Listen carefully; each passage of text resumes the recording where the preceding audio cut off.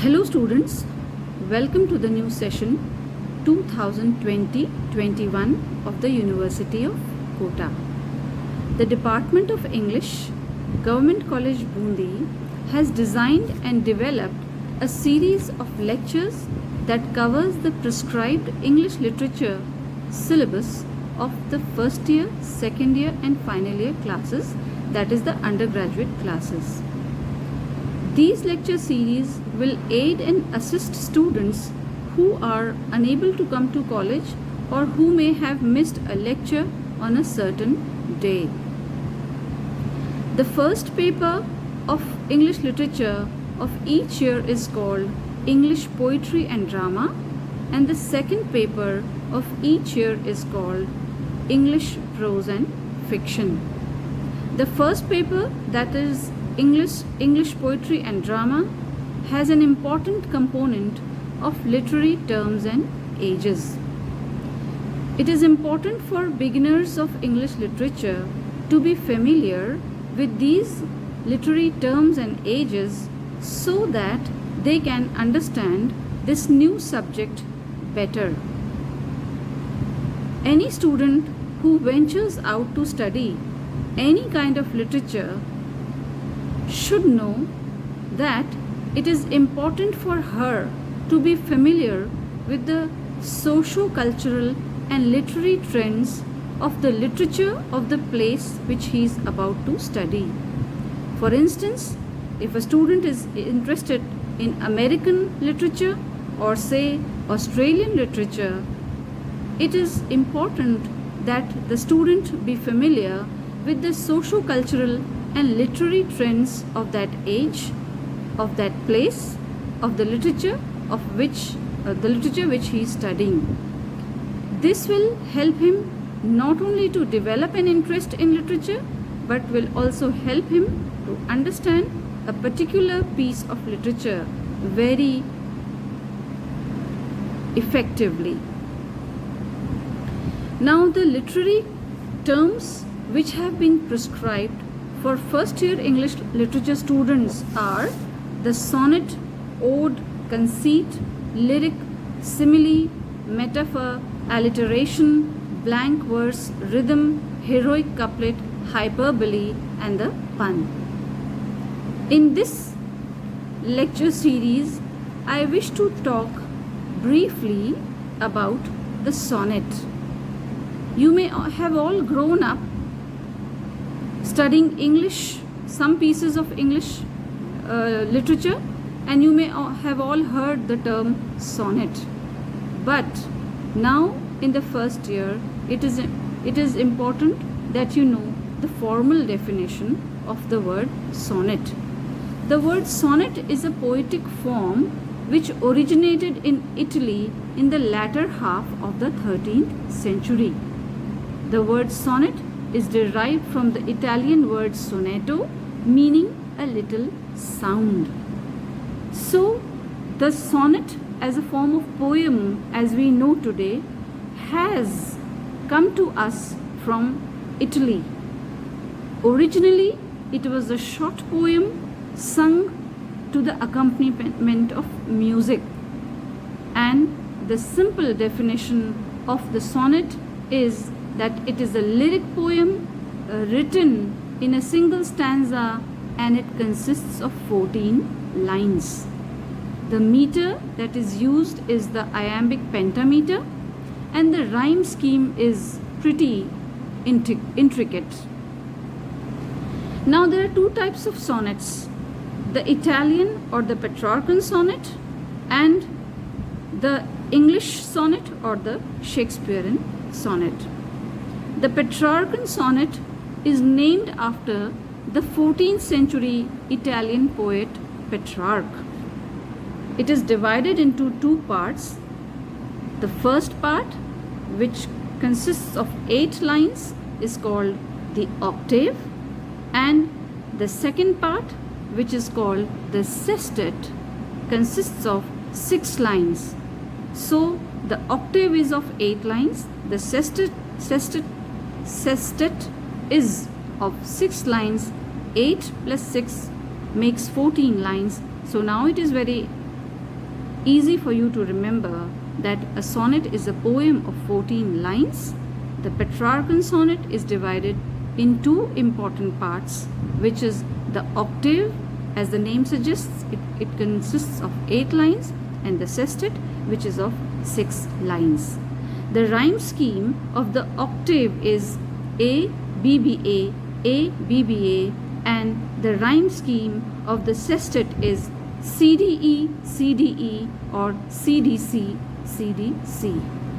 We shall be talking about the rhyme scheme a little more in detail later on, but for now, you should understand what a sonnet is.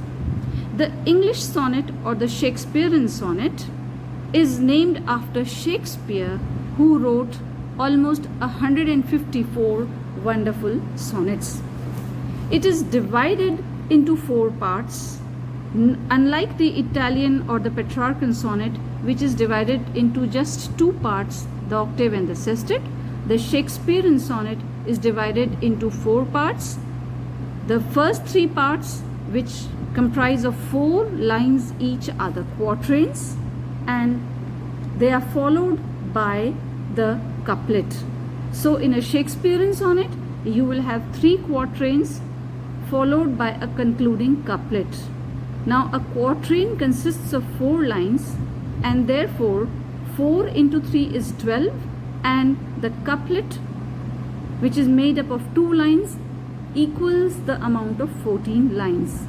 Then again, the first point in the definition of sonnet, a poem of 14 lines, we get those 14 lines like this: 3 quatrains and a concluding couplet, where each quatrain is of 4 lines and the concluding couplet is of 2 lines.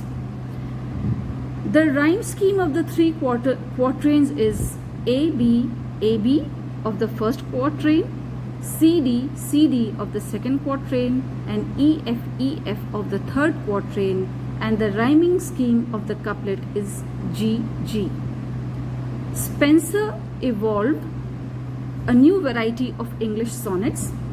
He linked each quatrain to the next by continuing the rhyme scheme, that is A, B, A, B. The second sound of the 4th line, B, was followed into the second quatrain, that is BC, BC, and the sound of the last line of the second quatrain followed into the third quatrain, that is CD, CD, and the concluding couplet had the rhyme scheme E, E. Now, what are the subjects on which the poets compose sonnets? The subjects of the sonnet has no set range. In the Italian sonnets, the subject was more or less the love-lorn pain and torment of the lovers. But when this sonnet form was introduced in England, Shakespeare customized it according to his choices, and later on Milton, Spenser, Rossetti and other poets, they also tried to use a variety of themes in their sonnets. It was not only about love, but many other themes were used to express themselves through the medium of sonnet.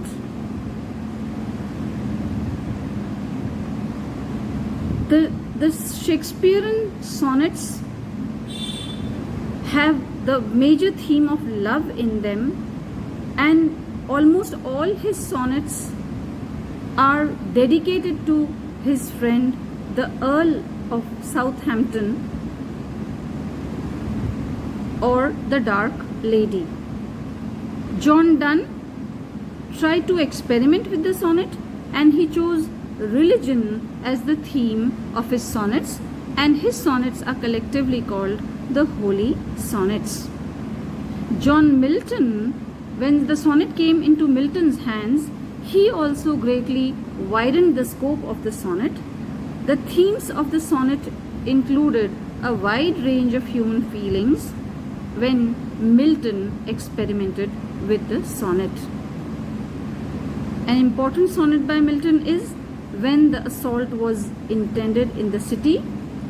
Milton used the Italian or the Petrarchan mode of sonnet writing, whereas Shakespeare tailored it according to his taste and he made slight technical changes in the sonnet.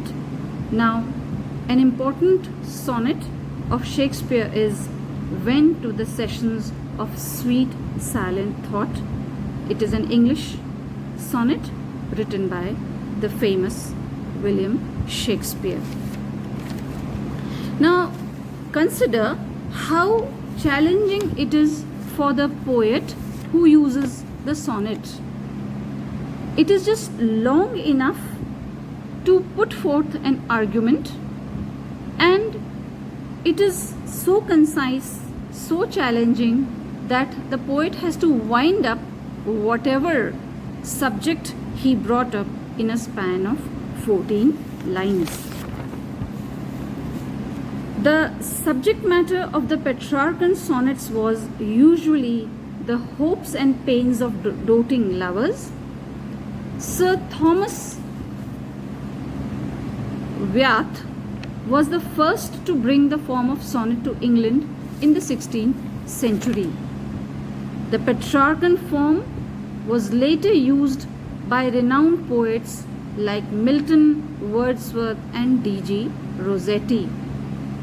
Donne shifted the sonnet form, the subject of love, to a variety of religious themes, as I have told you earlier, and they have been called the Holy Sonnets.